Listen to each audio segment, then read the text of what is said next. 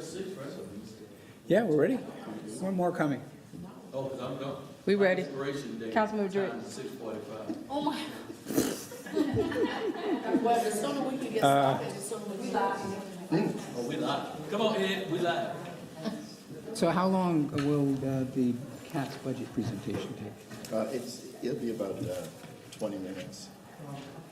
All right, because if we're losing, is that literally 6:45, James? I think we should get the cats first here. Huh? Cats first? I want to do CAT's first, but I just want to make sure we don't lose you. No, Cass first. CAT's first, right? Yeah, okay. All right. Are we ready? All right. Good evening, everybody, and welcome to this April 1st meeting of the Charlotte City Council. Tonight's session is an informal session. We'll get a presentation on the CAT's budget, and we'll hear from committee chairs, all here in room 267. The mayor and the mayor pro tem are traveling tonight, so I will be conducting the orchestra. My name is Ed Driggs, and I chair the Transportation and Planning Committee and Development. And the first thing we will do is introductions, starting with the city attorney. Good evening, Patrick Baker, City Attorney. Good evening, Luana Mayfield, council member at large. Marcus Jones, city manager. Ed Driggs, acting mayor. Can we, is that being recorded? Yeah. Dimple Ajmera, not acting as mayor. Good. Good evening, everybody. James Mitchell, City Council at Large. Good evening. I am Marjorie Molina. I represent East Charlotte, District 5. Good evening, Renee Johnson, and I'm honored to represent District 4. Good evening, Tijuana Brown, representing District 3. Ariel Smith, lead city clerk. Great. So we're going to flip the order tonight and start off with the CAT's budget outlook and then go to the committee report outs. So, Mr. Cagle, welcome. Thank you. Which one is it? Is it this one? So it came in last week. I have water.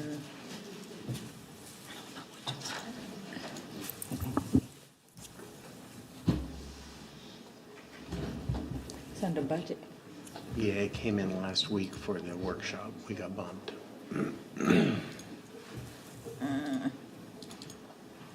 It's not none of these.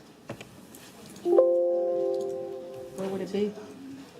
Go to the budget workshop folder. Should be in there. Where's the budget workshop folder? I didn't know that one was needed. Yeah, I don't think you have access to it. Did you not? You didn't save it on the thing. Did you save it on the drive? And but y'all had it on y'all. You need to log in. Yeah.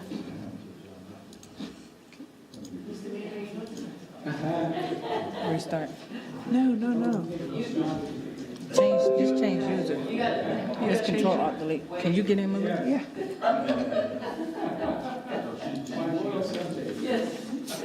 Hold on. Did it come up?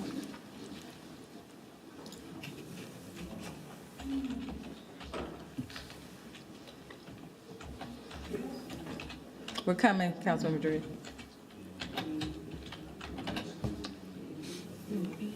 I didn't know we needed it. Oh,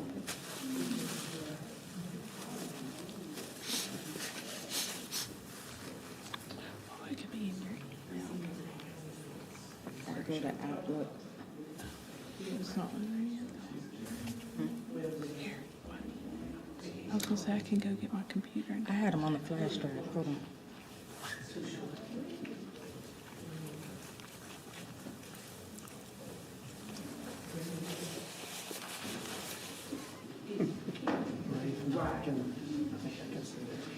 There we go. she has it, but it was just We need to change the order. until we get this up. Oh, Maybe start with another order. Okay, all right. So you go ahead and set that up. I think we'll move ahead with the... I got the flash drive. Want to get that? yeah. That's okay. One second. All right. So I wonder if Ms. Ajmera is ready to refer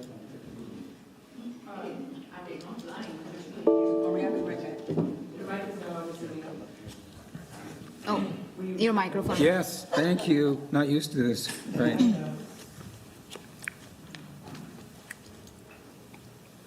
Okay. Mr. Driggs, do you want me to start? Yes, please, go ahead. Okay, so report out for the Budget, Governance, and Intergovernmental Relations Committee. At today's meeting, we had Councilmember Mayfield and Councilmember Mitchell and Councilmember Brown joining us virtually. We had covered 3 agenda items. First, we worked on our performance measurement. That was just a follow-up from our conversation at the retreat.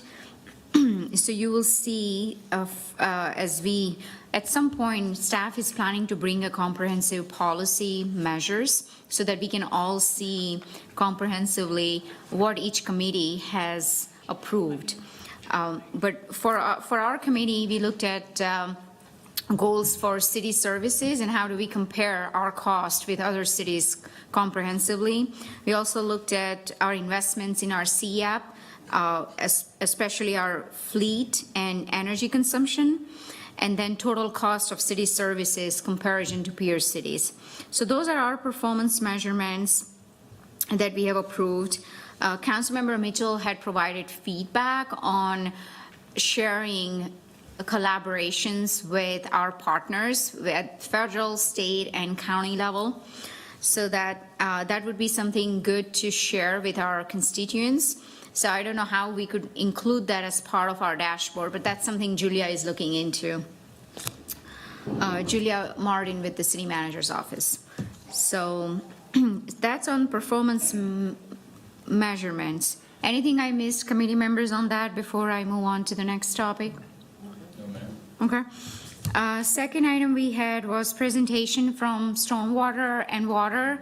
As you know, this is just our annual presentation as part of the budget process to ensure that we continue to provide clean and safe water. Both of those are enterprise funds, which means they're not subsidized by property tax dollars. Revenue covers all the expenses from both of those both of those enterprise funds. For stormwater, the focus continues to be on mitigating flood risk through projects that are designed to increase capacity as well as preventive maintenance. Back in 2018, when Mr. Driggs was chairing this budget committee, we had $1 billion backlog in our stormwater, and there have been some policy changes, and as a result, there is no waiting list right now. I think just tremendous. Also, they're taking proactive approach to invest in our stormwater system. They're installing cameras, so you can actually see, and they're taking proactive maintenance approach to addressing stormwater. So maybe that's the reason some of us are not getting as many stormwater calls as we used to. But I think that's certainly a sign for that we are heading in the right direction. Let's see. Oh, so there is a financial modeling for 10 years into the future, like we do every year, to ensure financial viability. And because of that, where we have to take into inflation and other factors of cost increases, there is an increase of 3.7% that will be proposed as part of the budget for stormwater, and that equates to about 53 cents per month on average for single-family customers. And our committee requested some additional information based on Councilmember Mayfield's feedback on residential versus commercial stormwater rates. Currently, it's all the same, so it's based on square foot. So we would like to see if there are any, if we can look into legal as well as legislative framework for this change in methodology. But that's on stormwater. Next, any questions on stormwater? Madam Chair, I'll just make an observation. For one, there's no waiting list as such. However, stormwater does prioritize projects that are reported to them, so there is a triage sort of thing, which means you don't necessarily immediately get service On the other hand, I think what's remarkable from what my constituents have told me is the urgent stuff is attended to within hours. Like, it's amazing how quickly they show up. The other thing I wanted to note also from my district is there are a lot of complaints that our reference in terms of the 10-year storm and the 50-year storm is a little out of date in the sense that we're getting 10-year storms every 2 years. So I think it's not a budget thing, so it's not Right. for this, but I think we really do need to examine whether we are current as far as our assessment of likely rainfall is concerned. And Mike Davis told me today that, in fact, there is federal analysis going on that will inform our future assessment of the needs, the capacity of the system, and how we can address some of these areas that seem to keep flooding, even though they're technically in spec. Exactly. I think that's a good point, Mr. Drakes. I see Mr. Heath is there taking notes, as always. So that will be part of our follow-up report. It could be part of our budget Q&A as a follow-up, Mr. Heath, because Mr. Drakes is right. We need to plan ahead as we are seeing tremendous growth in all districts. So, I think, Ms. Johnson, did you want to speak? and I just want to highlight one thing for stormwater, that UDO has certainly provided more tools to our stormwater staff that we didn't have before. So now there are over 3,000 some requests that are being reviewed. So every plan that they are having to review, which certainly helps address stormwater issues that we often hear about. I think that's a step in the right direction because of the tools that are available under the UDO. Let's go to Ms. Johnson, please. Yeah. Quickly. Thank you. One of the things that was mentioned during our transportation and planning meeting, we were presented with this blueprint for Charlotte, which is a great, great resource. And I know you'll go over that, but when we were presented with this information, I said that this feels like a direct response to our infrastructure discussion. And wouldn't it be nice if all of the departments gave us something like this, Mr. Jones? So stormwater, if we had this type of aid, the stormwater status and the blueprint and the different projects, this would be so helpful if we got one of these for stormwater and CDOT and all of the departments that we could really kind of overlay. It would really give us an idea of the cumulative impact and the cumulative needs. So I think this is a wonderful tool, and I would love to see this for stormwater as well. Thank you. Thank you. Ms. Admira. Yes. For Charlotte Water, again, water, stormwater are not really glamorous topics, but it's certainly very essential to everything we do. If you don't have safe and clean water, everything falls apart. So we have an award-winning water department. I take great pride in drinking Charlotte water. We all got this cups from Charlotte Water today, but for Charlotte Water, the projected budget includes $2.2 billion in the capital investment plan over the course of upcoming 5 years. And that's consistent with other water utilities.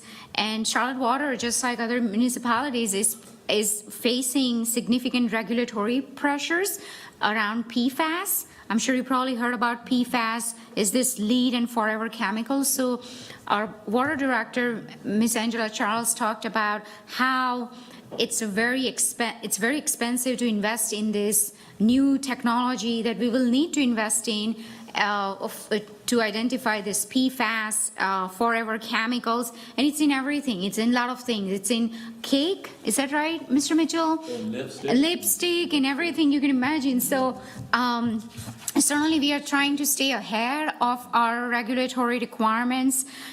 So that pressure, along with inflationary pressures on capital projects, has pushed our anticipated rate further. So we are looking at about $4.37 to $4.55 per month increase, about $4.50 for increase that was proposed by Charlotte Water. But let me put some context behind it. Charlotte Water continues to be one of the lowest nationwide in terms of water rate. I don't have the comparison, but we can pass that on. Thank you, Mr. Mitchell. But you can see how we are doing, even though it is an increase, we are still one of the lowest. And when it comes to sewer rate, we are somewhere in the middle. So that speaks tremendously to our financial leadership at Charlotte Water and Stormwater, and certainly Mr. Jones. So for those of you who are concerned about citizens who can't afford to pay this increase, good news is that Charlotte Water is introducing H2O Foundation. So they are going to turn this over to another entity so that there is no conflict of interest. But this will leverage our city dollars and private dollars so that we can help our residents who can't afford to pay water bills. I think that's a tremendous step. I mean, that's a big step in the right direction, because if you remember back in middle of pandemic, we had allocated a portion of our federal funds, federal COVID dollars towards but towards helping residents who couldn't afford to pay their water bill. So this is good, because now we will have other dollars from foundation or private to help with that, which is great.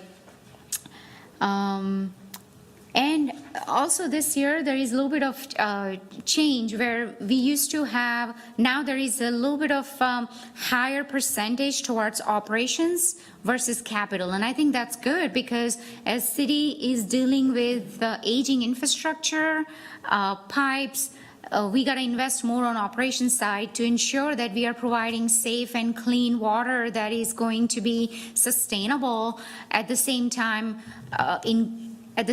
increasing capacity. So certainly there is always a debate about how do we balance that, but I think they've come up with a good plan moving forward, and I liked that they are investing more on operations. And that's all on Charlotte Water. Any questions on Charlotte Water before I wrap it up? Melina. Thank you, Mr. Chair. I got a quick note just for the city manager. Angela and her team actually took me on about a 3 or 4 hour tour of all of the facilities. And I think it's important for us to note that we provide water resources for the entire county, right? And when we say this as a city function, that it's being successful, I think it's something to say that this enterprise fund, this self-functioning enterprise fund, has the capacity to actually do a multi-city and county-wide operation at the level that they do. But I just want to, shout out that team, because they took me to the northern portions of our facilities where I saw the stormwater operation, I saw our water treatment plant, I saw just a number of things, and I highly recommend it. I don't know how many of our colleagues have actually done that. And I even, when I met Ms. Gentry from the airport the other day, because I kind of felt, as council members, we really don't get to touch our departments in the way that we would like to. We make a lot of abstract decisions without actually that touch point of understanding the inner workings of each department. But it was beneficial to me to have that touch point with that particular department. And even when I hear this now, it's kind of tangible for me. And I told Ms. Haley, she can hold me to it. I'm going to go spend some time at the airport just to kind of see what you guys are doing over there, because I'd love to, as we continue those conversations, have that understanding, that actual tangible understanding of the work that's being done at our different departments across the city. So shout out to Angela and her team for the great work. Yeah, I think that's a good point, because we did bring that up, because that was Charlotte wastewater treatment plant was one of my first visits back when I was elected in 2017. Certainly, it's a very educational experience, and I highly recommend that. I know Councilmember Brown, we did bring that up because that's in her district, and Everything is in my district. so yeah, I highly recommend that. Well, speaking of District 3, airport is in her district. We couldn't get to district airport presentation, but it will be rescheduled at a later time, maybe at one of the briefings. We just didn't have enough time. So that's it. But at our next meeting, we will be discussing criteria for financial partners process. I know we had a very robust conversation at our last budget workshop. So based on that feedback, we are taking that feedback and we will discuss some criteria so that we are partners moving forward. But that's all I have. Thank you, Mr. Driggs. So, Ms. Molina, you talked about touch. Did you actually touch the end product of the wastewater treatment plant? No, I did, okay? So you go there, it's this huge mound, and the little bacteria and it's pretty much odorless, it's not toxic, you can pick it up, yeah. So they took me to this really cool facility that they have tours at for babies, that babies can kind of walk through. It's like a science museum. You know which one I'm talking about?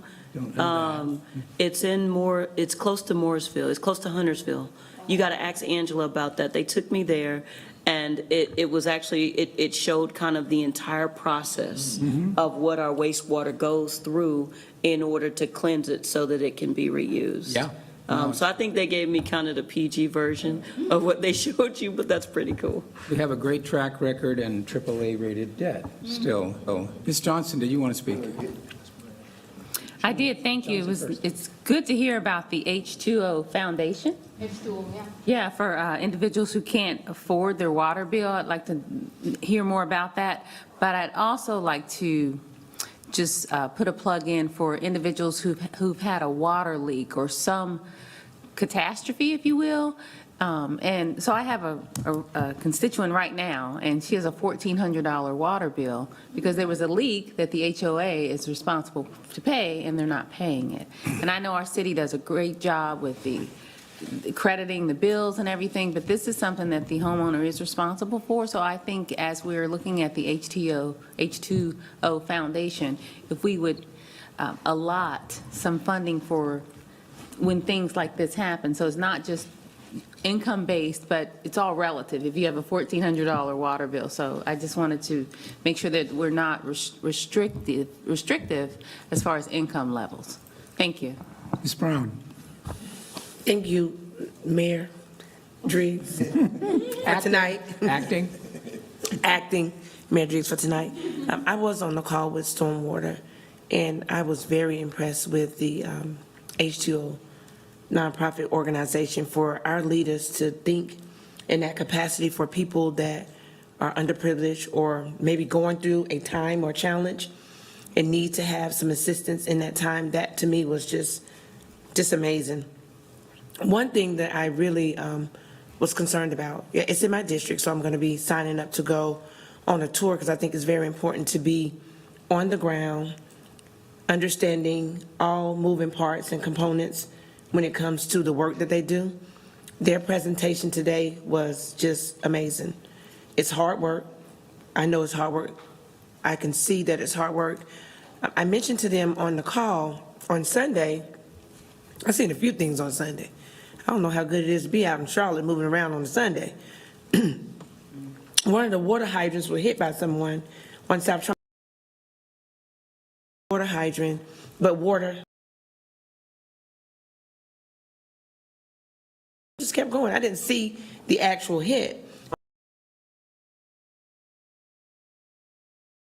Wow.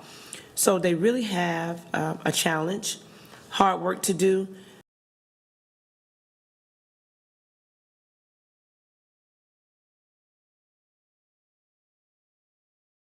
Get charged the same amount per square footage as people that, right, that owns their home, and we wanted to look into that, and I just wanted to bring that up and make sure that that stays at the top because that's very important. Like, I did bring that up. Did you bring that up? Okay, I missed that. I'm sorry. Councilmember Ashmere did a great job. Sure that we're being as fair as we can be with that because water is a necessity for everybody. And so some of the things that they brought up and they presented was their ask is for us to support them But as a council, we got to make sure the things that our constituents bring to us that are very concerning and important, like water leakage, like Councilmember Johnson said, and then the cost front when we're deciding on what we're going to do and how we're going to allocate the funds. That's all I have. Thank you. Thank you. Ms. Mayfield, did you have anything on budget? In which case, it is your turn to speak on behalf of Chairwoman Watlington on the Housing, Safety, and Community Committee. Thank you. This will be a very short report. I do want to thank our colleagues. Unfortunately, Dr. Watlington is not feeling 110 today, but she was able to preside over our meetings virtually. I want to thank our colleagues on the committee, Councilmember Tijuana Brown, Ajmira, as well as Renee Johnson. We had a very robust conversation. We only had 2 items that we were discussing today. Our community safety framework referral, where we received an update, and I was really excited because Dr. Alexander at UNCC was in attendance today, so there's been quite a bit of data research. We know Dr. Wallington and other colleagues really want us to look at the metrics and see how we're moving forward with really addressing the issues in community. So they were able to bring some metrics. Everything today for our committee was just for information and discussion.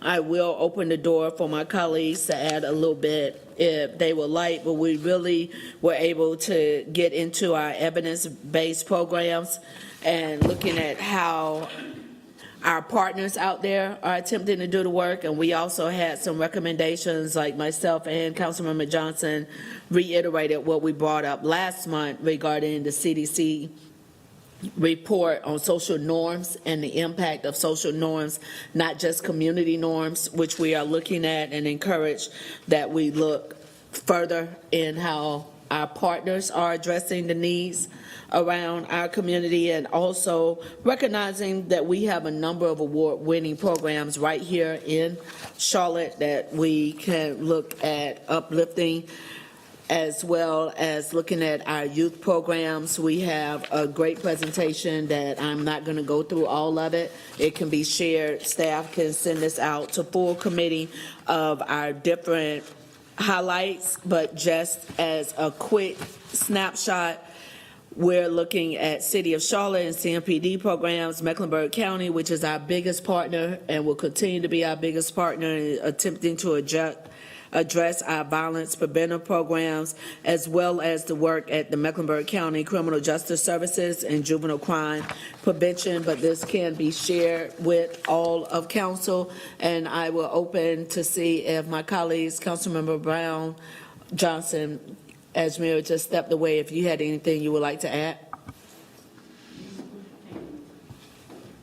I think we're good. They Any do. questions? She Thank you. does. We have. She does. Yeah. Thank you so much, Councilmember Mayfield. I just want to say that we received, it was a great presentation.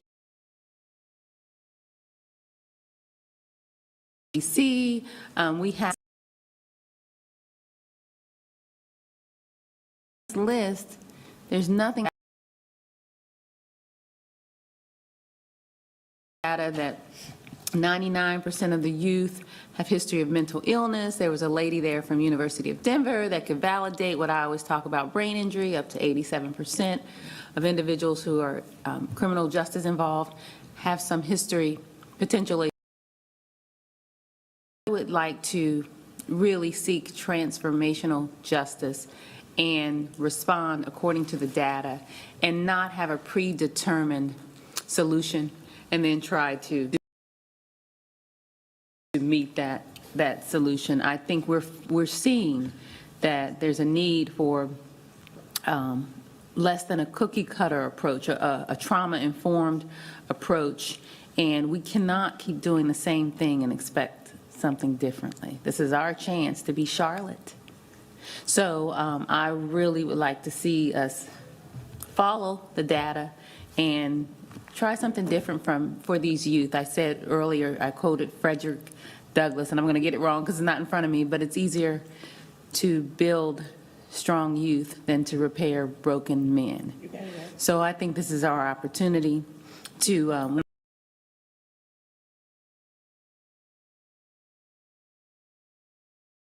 opportunity to put our funding and our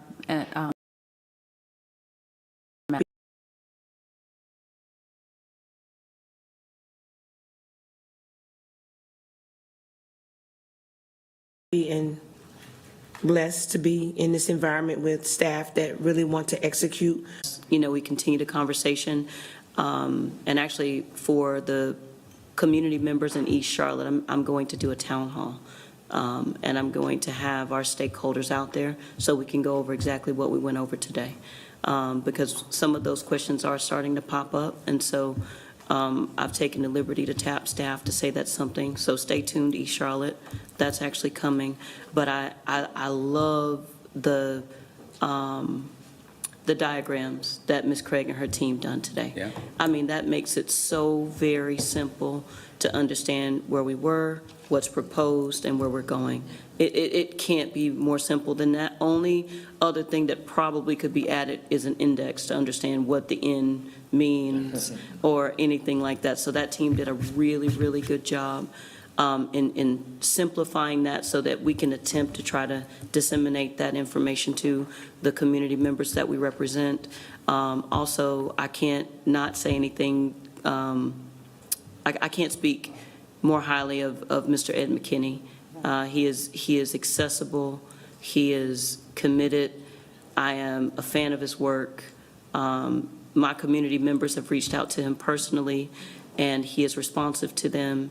You know, he's used East Charlotte in some of our previously unannexed areas to really highlight some of the extreme needs that we have in what we consider to be the far east parts of Charlotte. And I think it's a great example of some of the needs and how they are expressed in being extreme. And like you're saying, Mr. Chairman, you know, we have this information. We got to figure out how to pay for it. I think we got a citywide case study that could help us make that case for why we need that quantitative help. So Mr. McKinney, I don't know if he was here. Okay, him and his team, they did an excellent job. They actually this time, instead of using just the District 5 example, they gave examples from the entire city. And like you said, Mr. Chairman, they even, you know, he even laid out some of the, he spoke about some of the smaller projects that are ongoing and have smaller needs throughout the city. So I'm really delighted at what we have as far as information is concerned.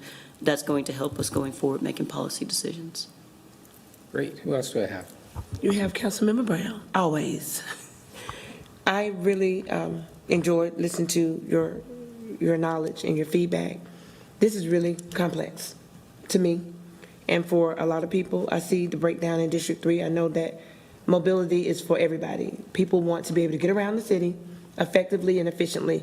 So I'm going to be paying close attention to this and how we deliver it and how we go out into the community and make sure we get the feedback from the community and that we're transparent and that they're able to understand what we are doing.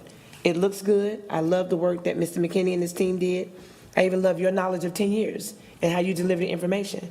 But everybody hadn't been here 10 years, so we got to make sure that we have a fair playing ground, that I'm able to go out to District 3 to communicate this information effectively and efficiently and simplex as we possibly can, even if it means bringing my colleagues along so that I can deliver this information that's going to be transformative to my people in my district and my constituents, because we have a big meeting coming up that's not orchestrated by me, but by the community, and a lot of community partners are coming through on Nation Ford Road, Airwood Corridor. They want to see things done, and so this is going to be good to be at my meeting, so if I can just grab you with your knowledge and your expertise to come along for this, because we all have our lanes, right? You've given me credit for my lane and what I do. I'm giving you credit for your lane and what you do. It looks really good, but we're going to have to actually be able to deliver this in a way that the community can receive it. And I would love to have you come along to be able to demonstrate that and to deliver that. So thank you so much for that today, sir. There. Mr. Acting Mayor, thank you so kindly. And for District 3. Yeah. So do we have anybody else? Yes. Mr. Cagle is almost going to pass out over there, but Yeah. They're waiting. Thank you. Mr. McKinney actually went out to make a copy of the UDO presentation for Councilmember Brown, because we got some great information in today's meeting. Councilmember Mayfield, did you get a copy of this? Yeah, this is what we had, this blueprint, and it gives a very great detailed report for all of the areas. So this was great. And also I'm sorry, Sorry, that was an aside. okay. Excuse us. So thank you. And the UDO presentation was great as well, as a matter of fact. And thank you. And there's Ed McKinney. Let's all give him a hand. He does a great job. Okay. So, but I want to say this to you, Councilmember Brown.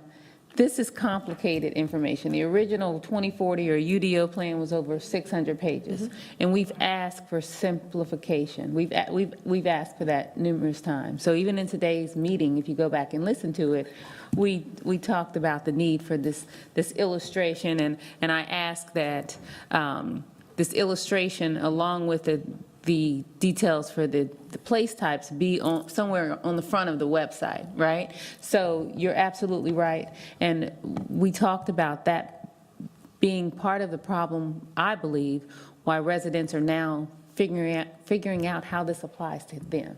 You know, we're all busy.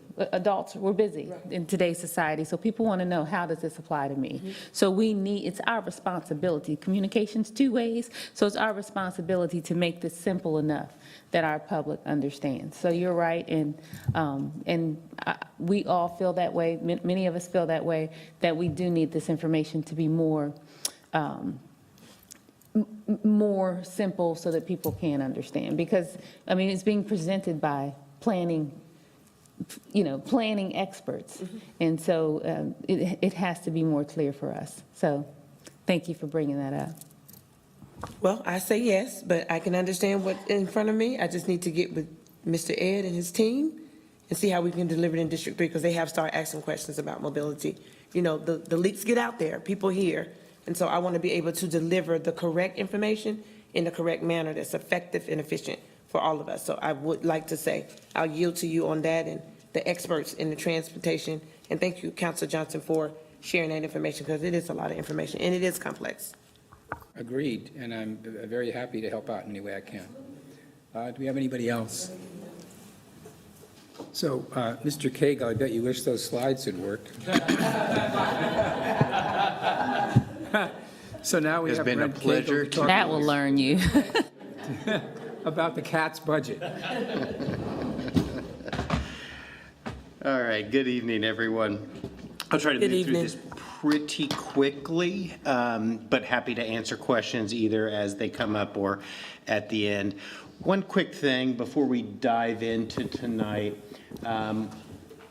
Going to go through the current state of CATS, our revenue summary, our operating and capital budget overviews, and then really talk about the next steps. But leading with the end up front, just a reminder, the CATS budget and how CATS sets our budget is a little bit unique in that we have the Metropolitan Transit Commission that also approves our budget before coming forward as part of the manager's budget. So just bear in mind that that process is currently underway, and we have conducted 2 budget workshops, one in February, one in March, already with the MTC, and we will be moving in April to seek final recommendation from the MTC to move our budget forward as part of the manager's budget for the City Council. So a little bit about us. Moving people forward is our mission. Our core values: safety, employee-centric, customer-focused, equity and inclusion, innovation, sustainability, and excellence. One of the things we thought is it's time, these have always been core values, but we really wanted to think through these and state them clearly up front as we think about CATS moving forward. So some of the accomplishments, what have we done over the last year? One thing I will note is this time last year, as I was setting my first CATS budget, it said there are really 3 things that we're going to focus on in the current year's budget. Safety and security, state of good repair, which is really how do we maintain our assets, and valuing our employees. So that is what we focused on. Safety and security, we have funded 2 new security contractors, both with increased spending. We have also entered into agreements to increase training for our operators, specifically de-escalation training. Not that they haven't had that in the past, but we want to have more routine de-escalation training for the operators. That's really a key component of safety and security. We also have our CATS Connect program. This is a program that one of our staff really brought forward to recommend for CATS to roll out, and we started to do that. And what CATS Connect does is it focuses on assisting persons in crisis by directing them to available resources from our community partners. What does that mean? Not everyone that's experiencing hardships or crisis, law enforcement isn't, or security isn't the answer for every situation. And so it's trying to put resources that aren't security where they're needed and where they fit best. And then our ambassador program, this is really bringing in non-security personnel, staff, who can assist customers. It's all about customer experience. We do see that sometimes customers become frustrated, and that frustration can create conflict on board our vehicles. So it's a way to try to head that conflict off before it even gets there, because that by far is the best way for us to address safety and security across the system, is to de-conflict, right? The experience is to head off that conflict before it gets there. State of good repair, this is really about our light rail vehicle maintenance and technology system. We have a contract with Siemens. A year ago, we talked about some needed maintenance on the entire light rail vehicle fleet. That work is underway with Siemens. This morning I reported that the fleet is under contract. Siemens has started the work. We have received back 5 truck sets for 5 vehicles. One is, and they are in service, 1 set is received but still in acceptance testing. And then we have another, I believe roughly 6 sets that are in either California or Florida being repaired. We also talked about last year our bus and STS bus replacement. We have ordered significant numbers of vehicles. We currently have 71 buses on order, and we have 55 STS vehicles on order. Both of those fleets were in desperate need of replacement, so we have been very aggressive in how we pursue replacements on the fleet. We were also awarded a $30 million zero emission grant that's allowing us to purchase additional battery electric buses and to invest in charging infrastructure. And we talked last year about our bridge and parking deck inspections. Our bridge inspections, as Mr. Driggs stated, are nearly complete. We have about 6 bridges left. We are only waiting on flagging crews. These bridges are in railroad right-of-ways, and we cannot conduct the inspections until we have a railroad-approved flag crew to do that. So we are very close to done on that. Valuing our employees, we talked about pay increases. It was really all about how we recruit and retain our employees.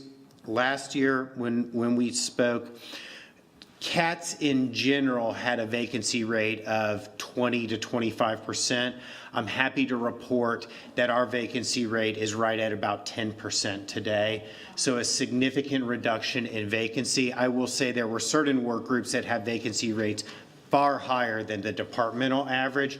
All of our vacancy rates have been reduced significantly through aggressive recruitment and retention programs.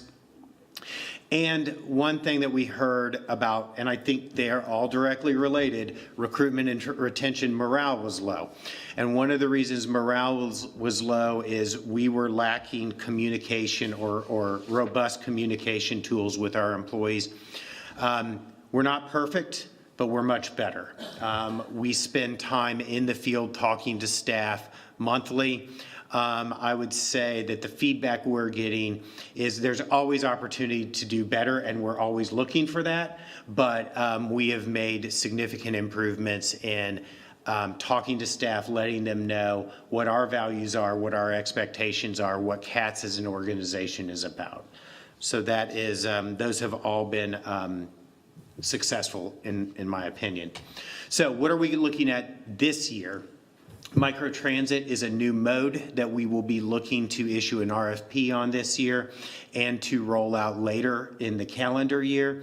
Better Bus, it's really taking a look at how we provide bus services and thinking about it in a different way, not just a hub and spoke, but also how we create better connections through mobility hubs and other access points throughout the system.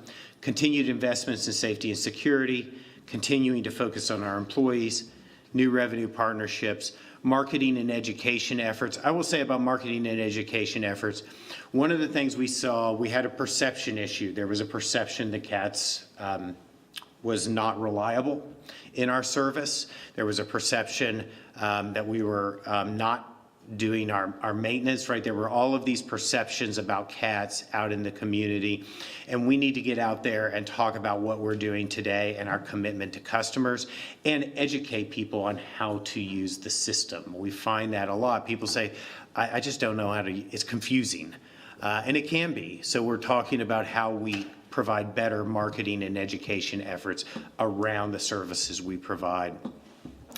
Technology process and projects, and also our transit asset management program. A little bit about ridership. Our ridership continues to increase. Right now, year to date, fiscal year 2023 to fiscal year 2024, we are at an 18% increase in ridership, all modes.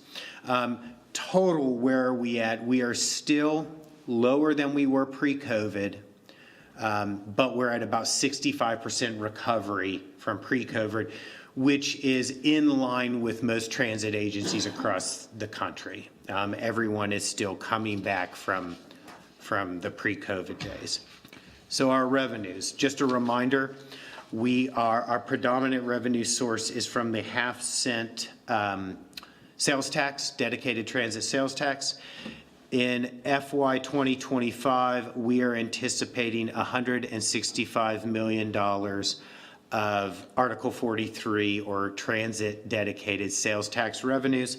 That represents about a 4.3% increase over fiscal year 2024. And we worked with Strategy and Budget, their economist, to develop that forecast. So another way to look at our revenues is breaking it down. Again, by far the largest area is our sales tax revenues. We also have grants and other agreements. So in this, the grants are holding steady. I will mention that for FY 2025 probably represents the last year that we will have the various COVID monies available for spending. Once we get into FY 2026, the variety of COVID funding that CATS received during COVID will be predominantly exhausted or very close to exhausted. Passenger fares. I missed one. MOE is maintenance of effort. Maintenance of effort is the money paid predominantly by Charlotte, and it represents the cost of providing transit before the sales tax, the dedicated sales tax, was passed. So when you see that $31 million, there is roughly $20,000 of that comes from Huntersville.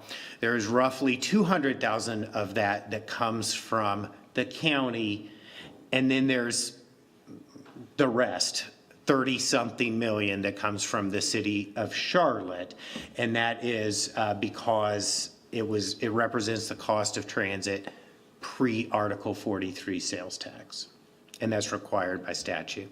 And then our passenger fares. Our passenger fares we're projecting to be relatively flat. Growth in fares is simply coming from growth in ridership.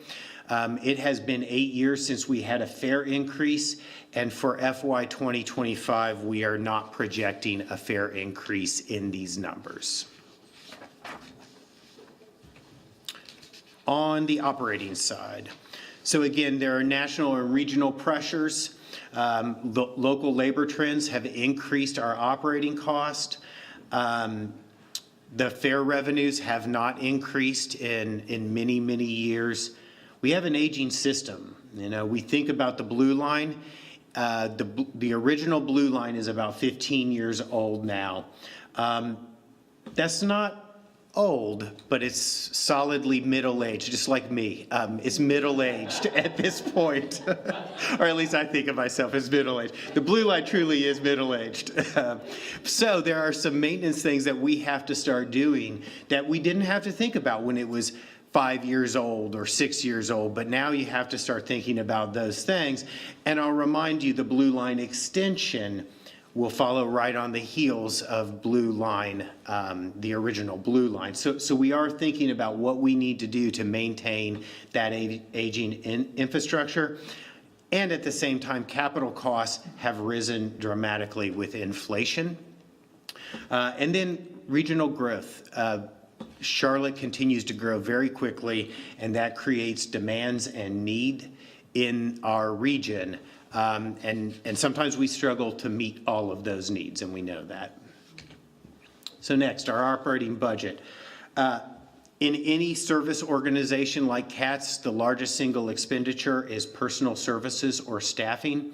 So we have about $147 million in this budget for staffing, and we have about $104 million in operating expenses.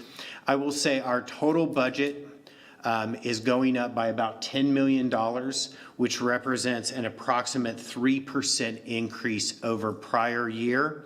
Inside of that, personal services that represents approximately a 13% increase year over year. But total budget is about 3%. Capital, and I'll move through this pretty quickly. Key projects in 2025, bus and rail state of good repair. Again, just more of investing in the infrastructure. Implementing bus and rail capital improvements. We're continuing that funding FY 25 through 29. And the CTC redevelopment project. I will pause here and say the CTC redevelopment project, a week ago, when this slide was prepared, the CTC project was on track. Certainly, we had some, we were closely monitoring the project. There are 2 new developments that occurred on Wednesday and Thursday of last week that I want to make you aware of. One is on Wednesday of last week, we had our budget workshop with the MTC, and at the workshop, it was clearly stated by the county that one of the funding sources that we had been contemplating for the CTC, that the county had made no firm commitment towards that funding source, that is a TIG. And we had always assumed, and we still are hopeful, that a TIG would be possible of $20 million, but that would require commitment from the county, and there is no commitment at this point. The second is, as we've been talking to our development partner on the project, they have indicated that just like all capital projects over the last 5 years, they would expect some inflationary growth in the project cost. So just as a reminder, this project was initially envisioned as approximately $89 million of public investment. They would anticipate that public investment to build and deliver the CTC on its current site will be higher due to inflationary factors. So again, don't have all the answers, late-breaking developments, but clearly the project is under further evaluation. And as we start to consider our options, more information will come before City Council. Implementation of projects funded in prior years, we will continue those. The South End Station along the Blue Line is continuing to be funded and will be funded. Hambright Road Park and Ride, this is a park and ride facility up in Huntersville, supporting the express routes that we have coming out of the north part of the county. And we also have continued funding for operator comfort stations throughout the network. 2030 Corridor System Plan, or advancing the plan. We continue to do design and some environmental work on Red Line, Gold Line Phase 3, and the Silver Line. We have not programmed additional funding beyond what we have already committed, though, for those projects, pending future revenue, the possibility of future revenue sources. So our capital budget expenditures, just sort of as a graphic, this should come as no surprise. You can see the blue, the dark blue and the light blue on these is basically rail is the dark blue, and the light blue is BOD, or Bus Operations Division. So again, where most of those dollars are going throughout our capital program is in that state of good repair towards bus and rail. The gray bar that you see in the 2025 and 2026 is associated with that advancing the plan, the dollars that we've already committed towards possible future projects. With that, just a reminder of the calendar. As I said, we've already had 2 budget workshops with MTC. We will seek their approval or recommendation for approval of our budget from the MTC this month, later this month, and then it will be, assuming that MTC approves and recommends the budget to move forward, it will be incorporated into the manager's budget for your for full city council consideration as part of the manager's budget. With that, I will hold for questions. Mr. Cagle, thank you, sir. One question in your presentation, though, I didn't see the Gateway Village project. And so can you just give us an update on the Gateway Village project? Yeah, the Gateway Village project is a future project, and we have a P3 development partner on that. We continue work on it. That was an oversight on my part, I apologize, but that project continues. We continue to work with the developer as they develop a master plan for our consideration. Thank you, sir. Yes. Ms. Johnson. Yeah, I'm sorry, Ms. Mayfield, you can't, oh, I'm sorry, I'm new at this. Thank you. Okay. Couple of questions for you, Mr. Cagle. As we're talking about potential expenditures, the first experience starts at our bus stops for our bus drivers. So the manager and I had a chance to have our monthly meeting. It will be helpful for me while we're looking at potential revenue increase, ask for us to look at consistency in our neighborhoods, which bus stops where that is physically assigned versus bus stops that have seating and covering. We have multiple weather conditions sometimes in one day. We may go through multiple seasons. I have driven through community and seen individuals take a shopping cart and turn it on its side in order to have seating at the bus stop. I would like, Mr. Manager, for us to be looking at that as a consideration versus some of these other funding line items that we may have in here, because that is also a health, a ADA, and a safety need when we have high temperatures of over 100, as well as the high winds that we have been experiencing, not having a safe location that is consistent throughout the city. Where we have bus stops, we know where our bus stops are located. So that should be pretty easy to look at when we look at these pressures. And I am specifically just talking about City of Charlotte. I'm not talking about the regional conversation. For this conversation, I'm specifically asking for the city. I also, as I'm flipping through this, what I don't see is budgeted versus actuals of rail revenue. We have been having I see the expenditures in here, I see a operating budget summary with a projection for '24 and planning of '25, but what I do not see, I see revenue estimates, but the actuals of light rail revenue. And the reason I would like to see that is we should definitely see an uptick whenever we have an event of Uptown with revenue that is being brought in, but more often than not, where there is a report or interview, or even when I have taken the rail myself, there are more individuals that are not paying on the rail, whereas for bus, there is no option.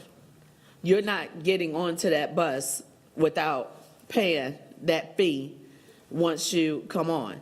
We don't necessarily have a system like DC and others that is more of an honor system, especially along the Blue Line. There's an honor system with getting on and off the rail for events, coming to work, whatever. It will be helpful to know our actual revenue versus budgeted, and not just this operating expenses and debt service expenses. What is the actual revenue that we are generating on the usage of our light rail? Yeah, so I apologize. We'll provide you the breakout. It's inherent in fare revenues. Fare revenues is bus and rail. And so we can provide you the breakout. We can get you that That would be information. very helpful. Thank you. Anybody else? Oh, I've got a whole list. Here we are. I think that the next one up is Ms. Johnson. Thank you for the presentation, Mr. Cagle. So, we also talked about in the committee meeting the ability to have the reports available and accessible to residents. Can you just share that with the council? Sure. This morning at TPD and via email, through a variety of conversations, there's been a desire to provide sort of on the website more accessibility or an easier way for folks to find the community, to find information related to some of our ongoing efforts. And again, as we said this morning, Mr. Hunter, who's right behind you, and I have discussed this, and we will be working through that to make it available on our website related to the vehicle maintenance and other efforts that we are undertaking. That's awesome. We also talked about the UDO, or information being available. So today was a great day for the residents of Charlotte. So good. And then, so have you seen this? This is just wonderful. It's a strategic investment blueprint. And I was saying to Mr. Jones, it would be great if all the departments, right, could give us something like this as far as a breakdown in our district, what the plans are, what that looks like, what the needs are. I think this is just great, and it's comprehensive, and it's easy to follow, and it really helps us. I think it's a direct response to the infrastructure discussion. Speaking of infrastructure and district, I saw that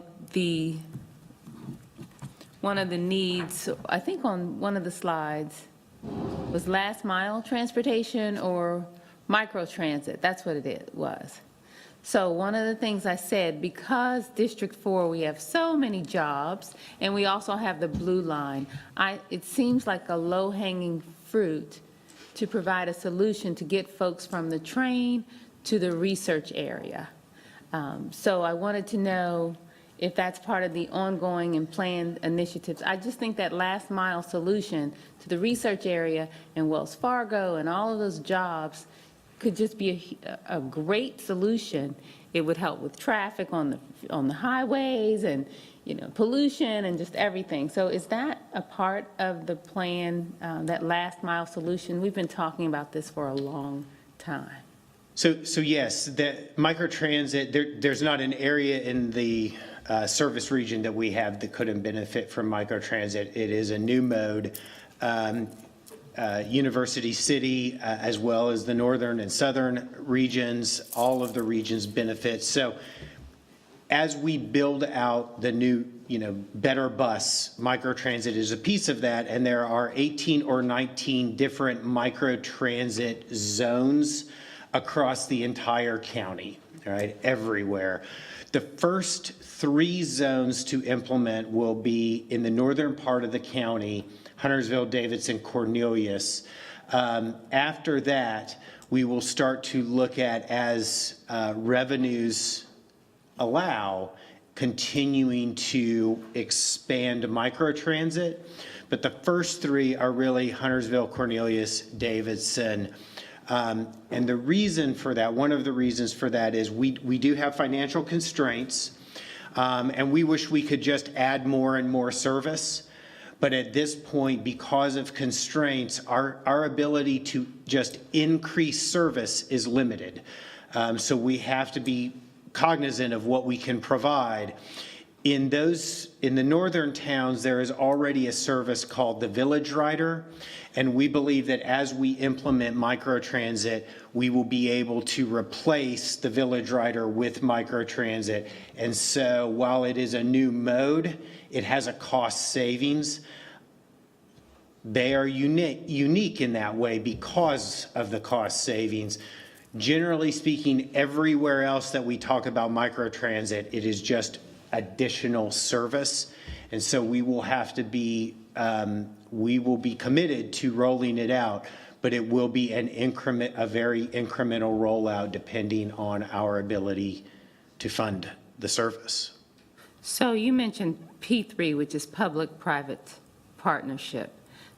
This might be an opportunity for some of the employers in the university area. Maybe I know years ago that they were interested in maybe supporting a shuttle or something for that last mile. That was pre-COVID, but now that folks are getting back to the office, if that's something that you could maybe contact Keith Stanley of University City Partners and meet with the employers and see if there's something that they're willing to contribute to. I think that would just have a huge impact. We have this resource of the Blue Line, and if we could just help get thousands of folks to that research area, that would just have a great impact, I think, on the city. Absolutely. All right, thank you. And then, speaking of bus routes, how are bus routes determined?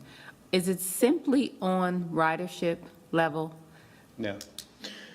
So there is an MTC policy. It's called MTC 5, and that is the travel markets policy. And the travel market policy is, the MTC sets the MTC policy, but it divides travel markets into primary and secondary markets. Primary, of course, being the first area to serve.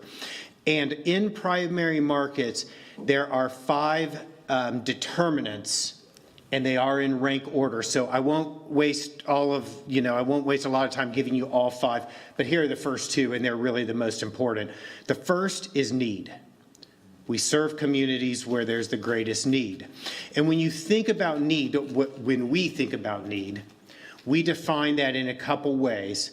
Predominantly where there is a higher concentration of 0-car households or 1-car households, 0 and 1-car households, and 2, income, right?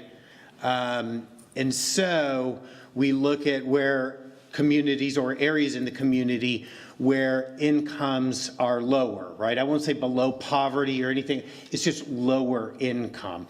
And we know, and the reason that's so important, we know that predominantly, other than express bus routes, when you talk about fixed route, local service, and light rail, predominant the riders who rides. A majority of our riders come from 0-car households. A majority of our riders make less than $60,000 a year. Of those, a majority of them make less than $30,000 a year. And a majority of our riders predominantly African American, but other people of color as well, predominantly African American. So that's the majority of our riders, and that's true for rail and local bus. It is not true for express service. And so when we think about that and we map out communities, it looks a lot like, something we used to talk more about, and you can see this in our network. It looks like the crescent, right? When we Okay. talk about the crescent. And when you look at our routes, that's why a predominance of our local routes are serving those areas. So the first priority in a primary market is need. The second is how do we connect those who need the service to, we call them activity centers, but let's say jobs, hospitals, grocery stores, to the places they need to go, right? And so those are the first two criteria in primary markets. Now, we also talk about our 5 transit corridors and other things, but that drives our decision-making when we start thinking about where should we have routes, or when we start thinking about are there routes that we need to modify to serve more folks, Okay. right? And so that's the short, I guess, MTC 5 101. And we can talk offline, there's a bus stop that, we've talked about. One of the things I will say is that Councilmember Ashmira and Councilmember Winston and I were part of the equity, the equity committee. Yeah, Equity and Governance Committee. And one of the things that we committed to was taking a look at developing our policies and procedures through an equitable lens. So I would ask that we also consider looking at the bus route planning through an equitable lens as well. We absolutely will do that, Yeah. continue to do Yeah. that, and do that. So when we talk about what Councilmember Mayfield said, the ADA and just things, those intangibles or those equitable considerations that we need to make. And we can get a list of planned shelter improvements, because we do have that list. We can happily get you that list. And again, shelters are like service. We would love to have full amenities at every bus stop. Right. We don't. And it's will be a long time before we do because of financial constraints.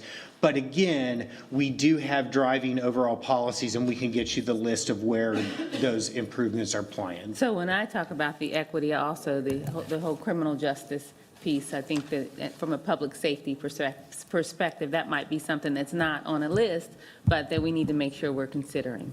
And then my last question, the CTC project. I want to keep that one. Is that still planned to be underground? The current concept, yes, is below grade. Okay. Is below ground? Is below grade, yes. You need to get an update on that because that was presented last time. Okay, thank you. Thank you. That's all I have. Thank you. Ms. Ajmira, you're up. Okay.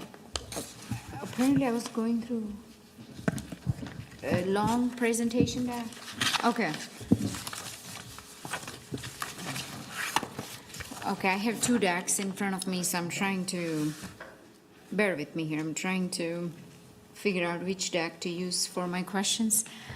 But first, let me just thank you, Mr. Cagle, for your leadership and for prioritizing key investments to restore public trust in CATS. Last year, I think all of us, when we were on the campaign trail, we got questions asked about CATS, reliability, trust in the system, effectiveness, efficiency.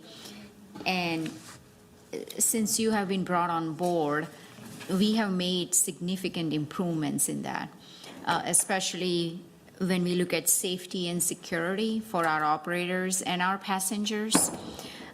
Making increased investments in our recruitment and retention, and also expediting our repairs and capital planning schedule. Kudos to you. I think you have certainly checked off all the key investments that we needed to make to restore our public trust. I was going through this PowerPoint deck where you got this ongoing and planned activities, and this second slide about accomplishments, it's perfect. It's like summary. It's like Cliff Notes. I think that this is the type of PowerPoint presentations we should have, like a summary version, Cliff Notes version, where you got 2 slides, and you can, if you can tell me what you need to tell me in 2 slides, then we clearly got an issue. So this is great, but I wanted to sort of dive deeper into okay, if I don't get the acronym correctly, correct me. Is it CTC, the Charlotte? Transit Center. Transit Center, the CTC, yes. What's the latest update on that? I know we were planning, based on what we had approved with Spectrum Center back in 2022, or a couple of years ago, let me just say that. And certainly plans have changed now. So how does that affect our timeline for the CTC and our investment into the CTC? So Ms. Ajmera, he did actually comment on CTC funding and the fact that it's still under evaluation. So I just, you don't need to repeat everything you said before. But, Yes, ma'am. As we said, the county TIG, the county has not made a firm commitment to a TIG on that, and that was part of our funding deck, if you will. And we know after discussions last week with the developer that it is likely that the project cost will increase.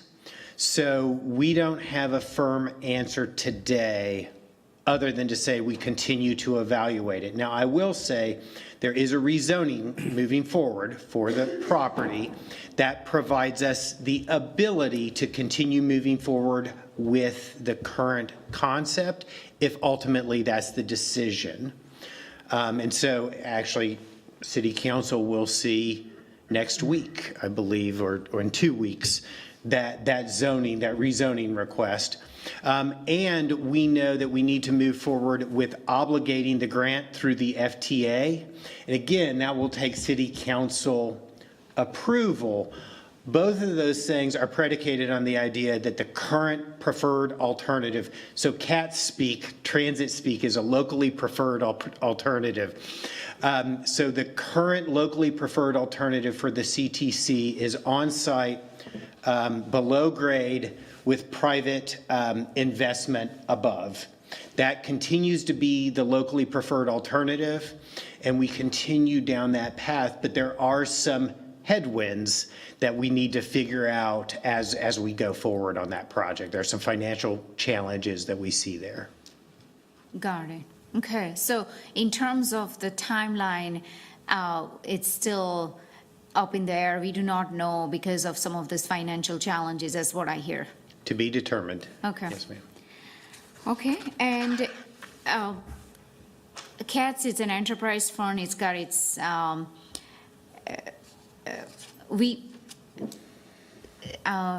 so once we approve the budget, would it go back to MTC to, so tell me, because I know we got two MTC and the council that'll be approving the budget. If you can just walk me through what that process would be. Yeah, via the interlocal agreement that's been in place for 25-ish, 22, 23 years, there is a process that is very unique in our budget. The revenues, because they are county-wide revenues, the MTC was created to represent all of the quote-unquote members of the county, everyone who's in the MTC. It's all of the towns plus the county and NCDOT. And so our process starts in January, and we launch our budget process with the MTC. This year, for the first time ever, we've done budget workshops with the MTC, and we did those in February and March. February was the operating budget. March was the capital budget, and the March meeting was last week. So in in this month for MTC. In April, we will take a final recommendation to the MTC for their consideration, knock on wood, their approval. Once they have approved the budget recommendation, it is incorporated as part of the manager's budget for your final consideration. Okay, so that'll be before May 6th. Yes, ma'am. Okay, got it. Because May 6th is when Mr. Jones is presenting his recommendations to the council. It'll be in there. Okay. It will be in there, okay, not before May 6th. It'll be in the budget that Right. we receive from the manager on May Yeah, 6th. yeah, that's what, mhm. Yeah. All right, well, that's all I have. Thank you so much. Good, Ms. Brown. Thank you so much. Acting Mayor, Councilmember Driggs. So, Mr. Brent Cagle, thank you so much. I really appreciate your presentation, and especially coming out to the halfway house with us to speak in detail about the bus stop and the needs of the people in that community and what they need. You and your staff came out, and y'all were phenomenal. Patient, and just showed that you really were concerned about how we want to move forward and address all questions and concerns. So I want to first thank you for that. You came out with no problem, so that meant a lot to me, Councilwoman Johnson, and the other community partners that were in the room, so thank you so much. With MTC, you said MTC, it has to approve the budget first? Correct. Is that correct? Is that what I heard? Correct. Yes, ma'am. Okay, and so when will you have that budget available that you want to present? I'm looking up a date right now. We will take it for consideration with the MTC on April 24th. Okay. And when will we have it? Will we have it? It will be Shortly part after of that? the manager's recommended budget. Okay, all right, no problem. So that's one of my questions that I had. And your core values, I like your core values that you implemented, safety being number one for every company in blue collar work, what you're doing, employee, all of that. I just wanted to acknowledge some of the things that I saw with my eye as I was listening to your presentation. I had a question about MOE.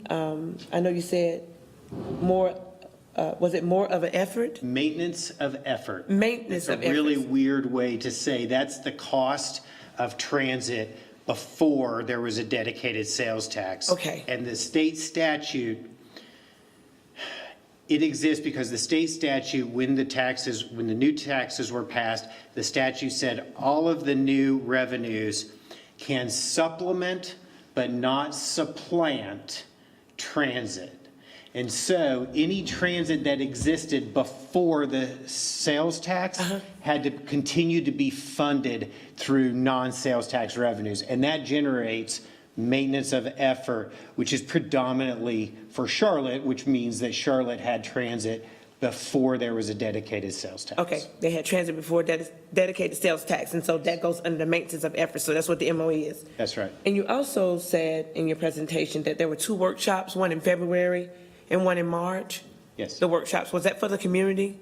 For the MTC. Yes, for the MTC, but how was the turnout for that? The MTC meetings are live streamed like these. So anybody and can go there's- back and watch those? Correct. Okay, all That is right, correct. just wanted to ask that question too. And so, moving on down with the questions that I had, let's see. You talked about how you determine the need, the 0 to 1 household and the income factor. I want to get down to the Cats Connect. How effective has that been? So it's just starting. It is effective, and we are working. It is a new program. It is effective. It's modeled after other programs in other cities and other transit agencies. I would say it's effective, and it continues to become more effective as we build stronger relationships with nonprofits and county resources who operate predominantly in the social services space. I think that's a great feature to have under safety and security, so I just wanted to ask where it came from, how effective it was. You said it hadn't been, how long has it been in effect? We started it approximately 6 to 8 months ago. I'd be happy to give you more information. We have a program, so Transit has a program where up-and-coming leaders They go through a program and they visit other transit agencies. And so they pick a project. What do they want to do? And then they go out to other transit agencies and they talk to them about how they do it. And then they come back with a recommendation about how we want to do it. So CATS Connect, that was my long way of saying I'm really proud of our staff because our staff participated, our safety and security staff participated in the program, and they went out and talked to other transit agencies and came back with CATS Connect for us. Because transit agencies across the country have realized that certain issues, being unhoused, mental health, addiction, those issues aren't productively served with security. So it's trying to link folks who need social services or other services rather than a law enforcement response, if you will. And so it's been about 6 months. It is effective, but it continues to grow. I love that feature, and wherever the research came from, wherever you went to get that model, and I would be interested because I know that you said that's something that is effective and is working. Sure. Where it came from and how is it working for CATS here in the city of Charlotte and Mecklenburg County. And I'm getting down to my last two employees. Well, I want to piggyback off Councilmember Mayfield because she said about the bus stops. That I want to echo that. That's one of the things on my list, safety and making sure that we focus on the bus stops in the areas that we choose because of how we choosing the need, making sure that the bus stops are safe and that they're attentive to. So whatever it takes to get that done, if we can also include that in that. And then so around employees and aggressive retention and recruitment, that we've been able to maintain, what was it, under 10%, you said? We're just about at 10%, whereas a year ago we were at 20 to 25% Okay, so that is vacancy. a big difference and big increase. So kudos to that.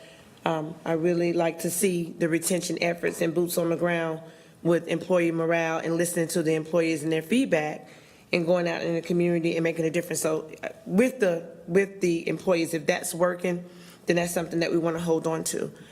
And so with all that, being said, thank you for the wonderful job that you're doing. But I also am, because I answer to my constituents and when they send in emails, I just want to share something today that came through right around 5. Something, there was a constituent that sent in and said that she said, I demand immediate action to address the glaring disparities within our community and our city government.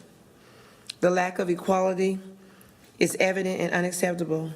As a member of our community and participant in city and county government affairs, I was alarmed by a recent presentation from the CATS CEO. The data revealed that 70% of transit riders are people of color, yet astonishingly, the transit system leadership team comprises only of 16% of people of color. That is one of the six, I'm just trying to read it verbatim, people on the leadership is people of color based on CATS website. This disparity is not only shocking, but deeply concerning. How can a team predominantly detached from the experiences and cultures of the majority of its users effectively plans and provide for our community? The issue transcends beyond numbers. It touches the very core of cultural understanding and representation. When questioned at a community event, CATS staff offered no real explanation, dismissing concerns with vague references to the executive team's composition. They made it very clear that what I was talking about is the executive team, so please understand I'm not talking about just any leaders within CATS. This response is inadequate. It reflects a broader issue of systemic neglect. The current leadership does not reflect the diversity of the community it serves, nor does it seem to grasp the importance of cultural insight in decision-making.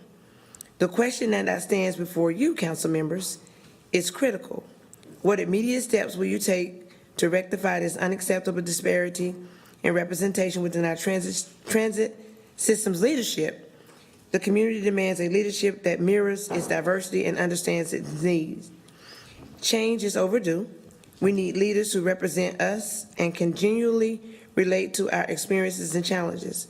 I urge you to take swift and decisive action to ensure our community is led by a team as as diverse and vibrant as the people it serves, and that's from a constituent. And so with all that being said, I know we're 10% under. We talked about employee morale. We talked about aggressive recruitment and retention and how effective we've been. So I just wanted to share like some feedback that came in from a constituent. In the email, it came out to all of us. But because I look at my emails and I respond to my constituents, we were on transportation, and I just wanted to share that. So that is kind of concerning to me. I know it's coming from one person, but I think she's speaking from a broader group, a collectively representation, a group of people. So I'd like to respond to her. This presentation was amazing, and I hope that she can go online and see it. But, we have people that don't see what we see when these presentations are here, to my point, that we got to be clear in explaining concise information that we're putting out there. But my experience with you and you coming out and doing your job, you're doing an amazing job. But I do want to address the concerns of the constituents when they arise. And CATS as an organization to welcome everyone, to be an organization that is committed to diversity, equity, and inclusion. And I believe we are. I believe that we can continue to do better, and we have folks dedicated to making CATS even more welcoming, right? I will also say that I think our leadership team is more than 5 people. And CATS is a very diverse department, as are our writers, and we are committed to that. I personally am, and CATS as an organization is as well. And I would share that sentiment with anyone and everyone who asks. Okay, well, thank you so much for asking that openly and earnestly as you possibly can. I've been invited over to CATS by some team members, so I would like to go over and just speak to them and see, what their concerns are and what their challenges are. So I'm committed to doing that, and I hope that that's okay, because I'll be doing that within the next coming weeks. And I would like to give you the feedback that they give to me. It won't be anything that I'll be keeping a secret, but I have been invited over to come and just see operational side of things by some of your leaders. So I just want to take them up on that.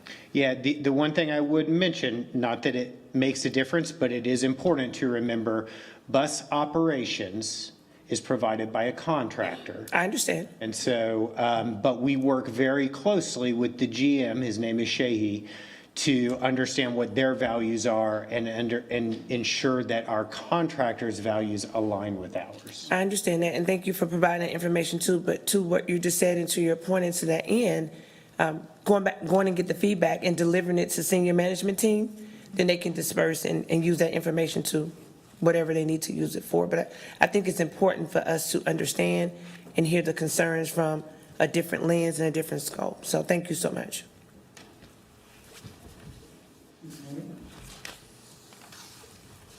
Thank you, Mr. Chairman. I wanted to start by saying thank you, Mr. Cagle, for stepping into this very tough role. I think what you came into was something that I'm absolutely certain you didn't bargain for. Leaving a well-functioning airport, before you came over. So every time I see you, I wonder if you still want to come to work. Every day. Okay, great. I'm happy to hear that. I have a very simple question to start, and it's really on the 3rd page of the slide in your vision statement. Is this a new vision statement as a result of your leadership, or is this something that CATS has always had? It is. These are new. Yeah, so we thought it was time to look at our mission, to look at our vision, and to really refine our core values. And I think in, just my observation, not, particularly delving into the details, I think that really, in my opinion, is where you're going to put your stamp on this work, right? You've come in, you've stopped the bleeding in a few other places that, weren't the result of your leadership. But now this, because I think it's very specific, it leads with safety, it leads with a lot of, the deliverables that now we need to concentrate in order to build out a transportation and infrastructure system that is people-centric, right? Whether it's our riders or our employees. So I want to, lift that up and say shout out to you and your team, because I think that's, very strategic. I'm looking forward to now with this new vision, this new mission, specific aligned core values, how we can take this structure and move it forward as far as implementation is concerned. So I think that's a great start. And to not keep us here any longer, I had more than one question, but I'm going to bring it right back to one thing that is interesting to me. And the first person who pops into my mind when I think about transportation needs is a young man who volunteers on our bicycle advisory board. His name is John Holmes. He's one of the most dedicated people in this conversation that I can think of. And I lean on him for his perspective. What does it mean? How do you take a bus? How long does it take you to get from your home to your work? Because he has, with a wife and a small child, decided to make, transportation, a multimodal transportation in his own life a commitment, right? So they did the critical mass ride this weekend. They've done a different amount of things. So I'm always plugging into, now that I'm partnering with my very capable chair, in trying to make sure I understand what the needs of our entire community are. But one in that's specific in my area where I represent and the city at large is the bus system. I think that's one of those things that, and again, I think you mentioned a great point, is that CATS is not directly managed by the city of Charlotte. We have a subcontractor that handles that work directly, and I'm glad that you're in partnership with him. So I think, Mr. Chairman, if it's something that would please you, I think the better bus system, I'm really interested in knowing a little bit more about what the vision is for that, because I think that's a deliverable that is more of a short-term deliverable, that if we can work with that contractor to see how we can be strategic about how we, take people from point A to point B in an efficient time. And I'm sure you guys have thought that out. So that's kind of an offline item, and for the sake of time, I would love to hear from you, or even have you with, permission from our chairperson to kind of present that at one of our meetings. I'd be excited to hear. And just for clarity, I'm happy to give you, spend as much time as you'd like going over Better Bus, but just for clarity for council, Better Bus is a better name for Envision My Ride.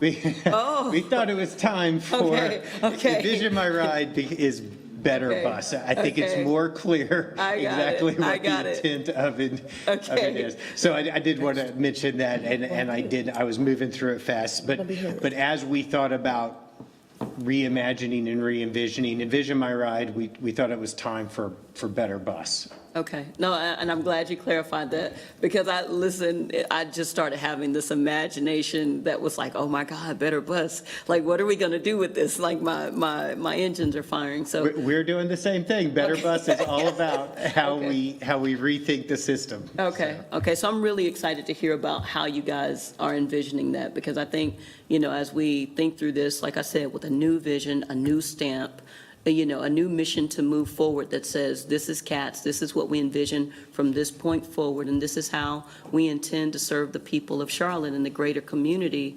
I think it says a lot. New vision, new mission, new core values, from this point forward, notwithstanding anything that's been open-ended, notwithstanding anything that is still the responsibility of us on this leadership body, but understanding that we have a plan to move forward is something that I'm excited about. One that's taken into consideration all of the people that we serve in the city. So thank you for that. And that's all I have. All right, I wanted to say quickly, for one, some months ago, the working group spent several hours at the Operations and Maintenance Center, met quite a number of employees, and two overriding impressions were, for one, their dedication and professionalism in spite of the turbulence. And two, they all said that things have improved a lot, and that they are appreciative of that and of your management. So that was a big takeaway from that. I'm going to sort of make a few statements and tell me if I'm wrong. They're not questions. One is people have asked about how the repairs are being funded, right? And my understanding is the repairs are being funded from prior budget allocations that were made for repairs but weren't actually spent, and therefore we do not have a big price tag ahead of us in terms of these repairs. Is that a fair statement? Correct. Good, number one. Two, am I right to assume that there are no changes in fare policy or yield planned in the current budget? Correct. Okay. And 3, we had a very upbeat report from the new management of National Express for the bus system, and I assume that that is still proceeding smoothly and that they are settling in and are favorably impressed as they were with what they've seen. Correct. Okay, boom. And Ms. Brown? Oh, you moved too fast. I thought you had more. No, I'm Thank you, being Madam quick. Chair. No I mean, problem. we want to go home, come on. Yeah, I know, we definitely want to go home, but we also want to make sure, we want to go home, but we want to make sure we're effective and we're doing our I'm being job, so quick, let me you say speak. what you need to. Thank you. Thank you, Mr. Driggs, Acting Mayor. So I wanted to go back to, I've been living in Charlotte all my life. And although as a child, I didn't take the bus, my mom did, or she walked. My family, right now, most of them take the bus. I'm just being honest. Most of them live in District 3, and most of them are in areas that are challenged. And they walk to the bus stop, and they get on the bus. So I hear a lot of stories about the transit. They don't know that CATS is contracted out. So when we are making statements and people, they send us emails, they may not know it. So they'll know it now because they hear it here in this meeting. But I think the number one goal is, it's us, our reputation, that CATS belongs to us. If they're contracted out, we allow that, right? So it's still our responsibility. Yeah, so I didn't mention that we were contracted out as a way to somehow imply that we weren't responsible.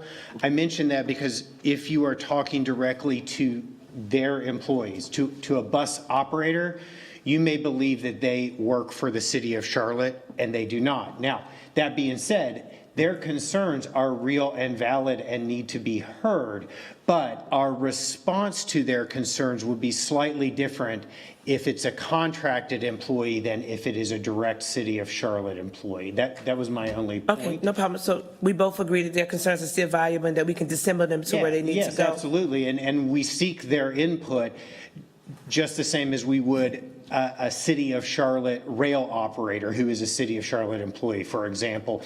But because they're unionized, they can't work directly for us because of state law. Right.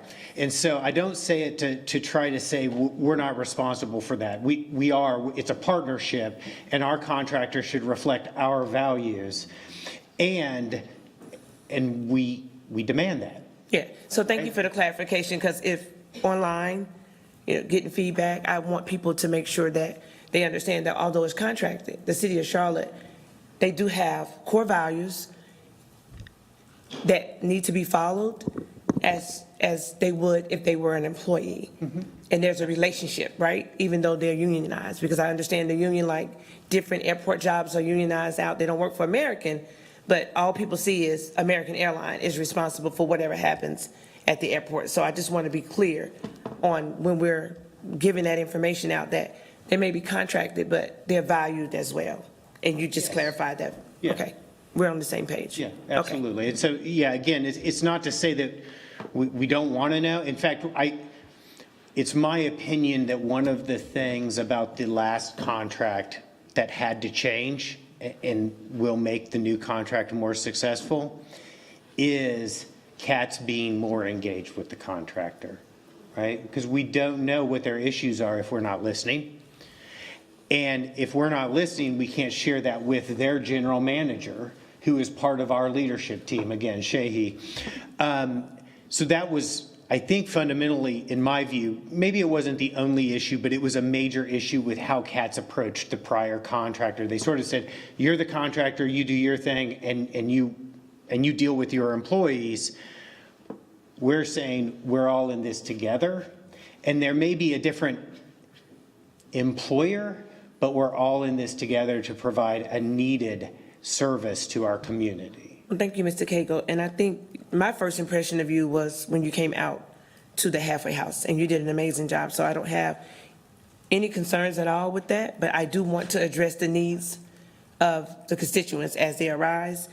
And as I went through your presentation, I gave you all the accolades for what I thought was very good for employment, for the benefit of the company, for morale moving forward, and the infrastructure as it needs to be. But also, there's tough questions that we just have to answer and we have to pull out. So thank you so much for that. Totally understand. Being very professional and moving CATS forward in a positive manner. So thank you. I just want you to know that my first impression of you, you're doing a very phenomenal job and you're an amazing person. Thank you. Thank you. Any other comment? Let's say that Mr. Cagle is a rock star. You make sure to tell Marcus that. Everybody get up Tell and leave. Marcus that a lot. Mr. Jones, I'm sorry. Mr. Jones. For the record, Mr. Cagle is very good. And you're an amazing person. Thank you. Thank you. Any other comment?